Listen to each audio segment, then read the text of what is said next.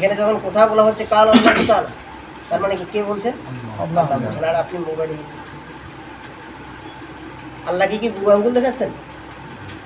বলেন, হ্যাঁ, নাউজুবিল্লাহ করতেছেন, কাজে করতেছেন একটা, আর এখন মুখে বলছেন নাউজুবিল্লাহ। আল্লাহকে বুড়ো আঙ্গুল দেখাচ্ছেন? আপনি যদি এতই ব্যস্ত, তাহলে আল্লাহর কথা শুনতে গেলে আদব আছে তো? আদব নাই? কথা বলতে গেলে আদব আছে, এক গ্লাস পানি খেতে গেলে আদব আছে।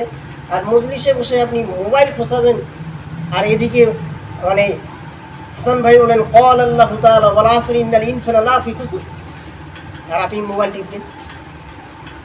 এটা কি হয়েছে?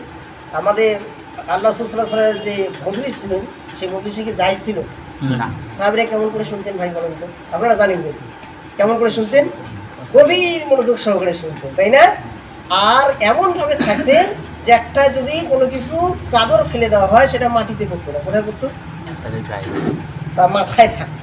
আর আমরা এমন করে বসেছি, চাদর তো চাদর, আরো কিছু যে পড়ে যাবে, কম্বলও যে দেওয়া হয়। তা আমাদের বসতে হবে কেমন করে? পাতলা করে না ঘন করে? বলেন তো ভাই। ঘন করে। তাহলে ঘন করে বসলে কি হবে? রাসূল সাল্লাল্লাহু আলাইহি ওয়াসাল্লামের সুন্নাহ আদায় হবে।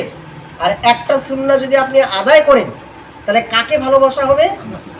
রাসূল সাল্লাল্লাহু আলাইহি ওয়াসাল্লামকে ভালোবাসা হবে। রাসূল সাহেব যদি ভালোবাসা হয়, তাহলে ফয়সালা কি হবে? জান্নাত। রাসূল বলছেন মান আহাব্বা সুন্নতি ফাকাদ আহাব্বানি, যে ব্যক্তি আমার সুন্নতকে ভালোবাসলো সে যেন আমাকেই ভালোবাসলো। মান আহাব্বানি কানা মাই ফিল জান্নাহ, আর যে আমাকে ভালোবাসলো সে আমার সঙ্গে জান্নাতে থাকবে। সুবহানাল্লাহ। একটা সুন্নত আদায় করা, মজলিসে বসে যে সুন্দর করে বসলেন, এটা কি আদায় করলেন? সুন্নাহ আদায় করলেন, আর এটা একটা জান্নাতি আমল করলেন। আলহামদুলিল্লাহ।